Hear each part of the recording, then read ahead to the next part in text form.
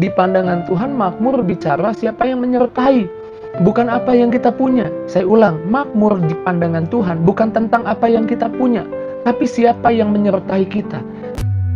It is the time for morning with the word. Puji Tuhan, selamat pagi, bergabung lagi di Morning with the Word YouTube channel saya, Mario Marcelo. Pagi hari ini saya percaya Tuhan mau kita mengetahui kebenaran lewat firman Tuhan. Kebenarannya ini bulan Desember, bulan Natal, Yesus sudah diberikan buat kita. Saya percaya ini salah satu kebenarannya. Tuhan mau kita menerima banyak dari Tuhan. Tuhan mau kita kelimpahan, Tuhan mau kita makmur, Tuhan mau kita prosper. Tapi banyak orang Kristen mulai takut dengan kata ini dan berpikir kalau saya bicara makmur, prosper, kelimpahan, itu kayaknya duniawi dan rasanya itu nggak rohani, itu duniawi. Bahkan ada yang di antara orang Kristen malah merasa nggak layak untuk makmur, nggak layak untuk diberkati lebih, nggak layak untuk menerima banyak dari Tuhan.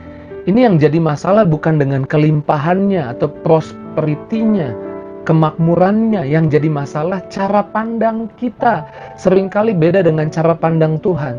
Tuhan tidak memulai prosperity, kelimpahan, kemakmuran itu dari uang, harta. Tapi Tuhan memulai dari hubungan kita dengan Tuhan. Tuhan mau kita punya hubungan dengan Tuhan.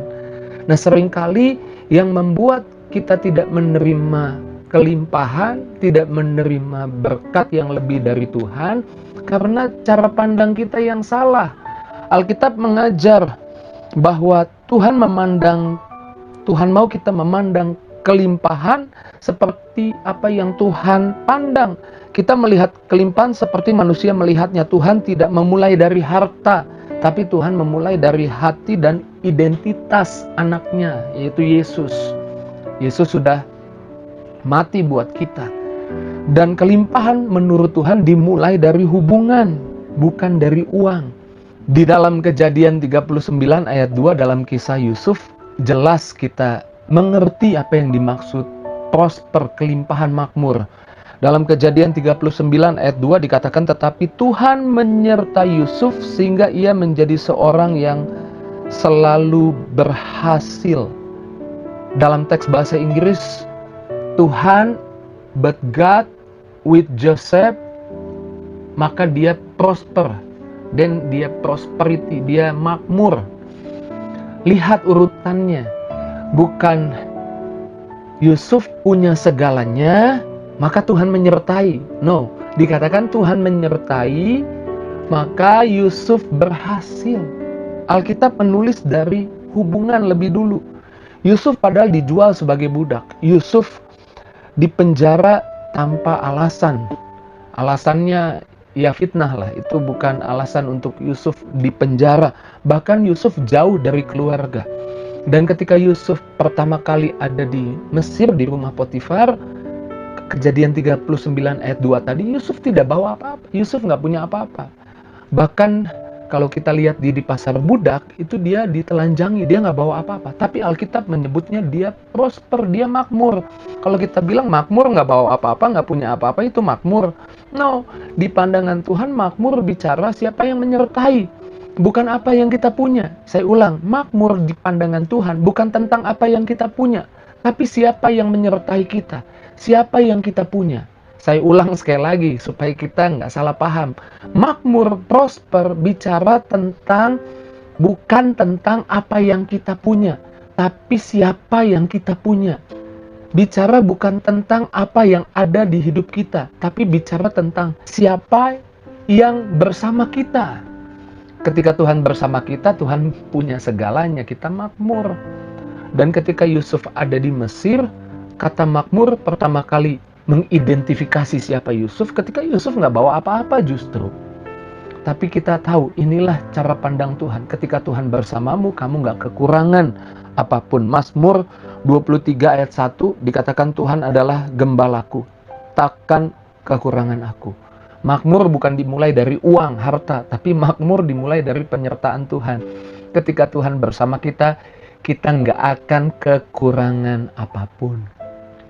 Hidup kita pas-pasan. Pas butuh berkat ada berkatnya. Pas butuh jalan terbuka jalannya. Pas butuh orang-orang yang bisa tolong, ketemu orang-orang yang bisa tolong.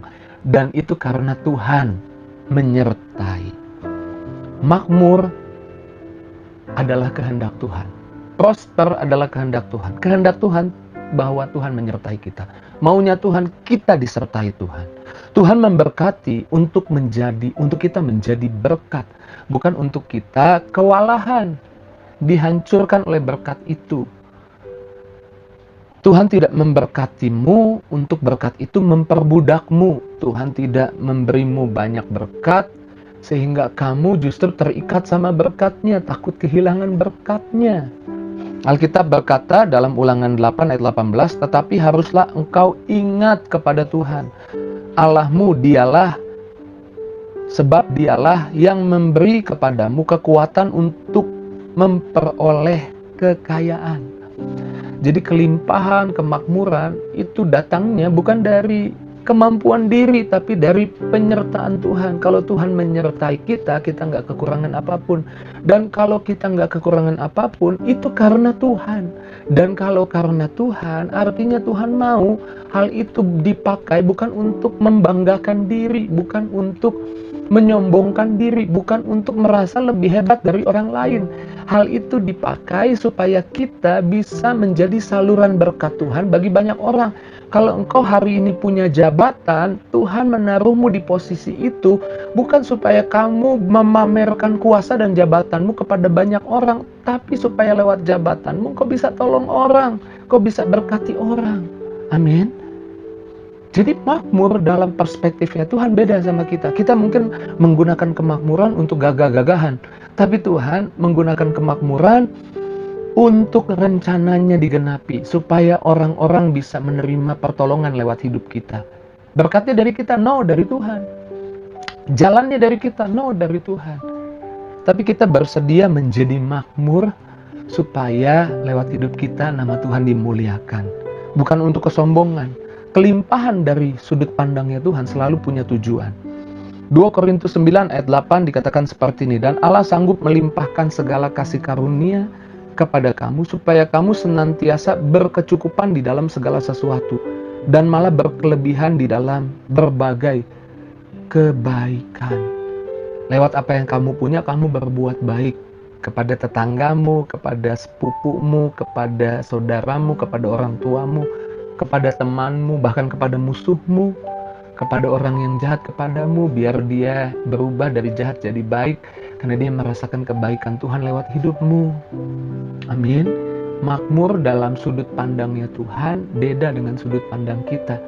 Makanya hari ini kita yang mengerti nggak anti lagi kemakmuran, dan nggak merasa nggak layak lagi untuk makmur, karena Yesus sudah mati buat kita, menebus kesalahan pelanggaran kita. Kejadian 12 ayat 2 dikatakan kepada Abraham, aku akan memberkati engkau dan membuat namamu masyhur. Dalam teks lain dikatakan namamu famous, namamu terkenal, dikenal, orang yang sering nolong, orang yang sering bantu, orang yang jadi berkat, orang yang berpengaruh, dan engkau akan menjadi berkat. Tuhan memberkati Abraham supaya Abraham jadi berkat, supaya Abraham bisa memperluas pengaruhnya. Pengaruhnya apa? Orang yang punya hubungan sama Tuhan kasih tahu, bangun hubungan sama Tuhan supaya kita dipakai Tuhan menjadi alatnya, menjadi berkat buat banyak orang. Kelimpahan sejati selalu mengalir keluar, bukan mengumpulkan ke dalam. Puji Tuhan, pagi ini saya percaya Tuhan menguatkan kita. Tuhan mau kita nggak salah paham. Tuhan mau kita nggak anti dengan kata makmur. Karena bahkan sebelum Adam dan Hawa jatuh dosa, nggak ada sakit, nggak ada kemiskinan. Mereka makmur, mereka makan buah dengan gratis di Taman Eden, dan buah itu banyak di sana. Mereka kelimpahan. Taman Eden terlalu kaya untuk 2 orang saja, itu Adam dan Hawa. Tapi Tuhan menciptakan Taman Eden dan menempatkan Adam dan Hawa di sana. Dan Tuhan nggak bilang, ini terlalu makmur, ini terlalu prosper nih, terlalu kelebihan. Jadi adalah maunya Tuhan, kita nggak kekurangan. Saya doa setiap kita memiliki iman ini dan kita bisa menerima banyak dari Tuhan. Lebih-lebih di bulan Natal ini saya doa di rumahmu ada berkat Natal. Damai Natal dulu yang pertama, dari hati dulu. Damai, satu keluarga damai. Kalau rukun damai, Alkitab bilang ke sana Tuhan perintahkan berkat. Ada nastar di rumahmu, ada kastengel di rumahmu, ada pohon Natal. Amin. Sehingga bisa ajak tetangga, yuk rayain Natal, di rumah ada makanan, kita makan sama-sama. Amin. Bahkan kalau mungkin di rumahmu nggak ada apa-apa, tapi engkau bisa menguatkan banyak orang lewat doamu, lewat perkataan imanmu. Engkau hadir di tengah-tengah lingkunganmu ketika lingkunganmu khawatir dan engkau berkata, kami orang Kristen yakin ada Yesus yang datang bawa kabar baik buat dunia. Di dunia ini bersama Yesus selalu ada kabar baik, walaupun kabar dari dunia menakutkan. Saya nggak tahu masalahmu apa, tapi pagi ini saya percaya kita dikuatkan oleh Tuhan. Mari kita bersyukur untuk firman Tuhan, kita doa. Bersyukur Tuhan di pagi ini kami diluruskan, dibaharui cara berpikir kami oleh Tuhan, sehingga kami nggak sesat. Terima kasih Tuhan Yesus, lawat setiap anak-anak-Mu di pagi hari ini boleh diberkati, dilawat, dijamah oleh Tuhan. Kalau ada yang sakit Tuhan sembuhkan, yang lemah Tuhan kuatkan, yang susah Tuhan hibur. Apapun yang akan dikerjakan umat-Mu sepanjang hari ini ada kemakmuran dari Tuhan, kelimpahan kebaikan dari Tuhan. Di dalam nama Yesus kami bersyukur, kami doa, haleluya. Sama-sama kita katakan, amin. Saya mengerti hari ini kemakmuran dimulai dari hubungan. Bukan tentang apa yang saya punya, tapi tentang siapa yang bersama saya. Yesus bersama saya. Jika itu jadi responmu, saya rindu engkau tulis di kolom komentar. Tinggalkan jejakmu di kolom komentar saya. Kalau malam atau setelah saudara agak siang, saya baca komentar saudara. Kadang-kadang ada komentar-komentar yang menguatkan saya juga, memberkati saya juga.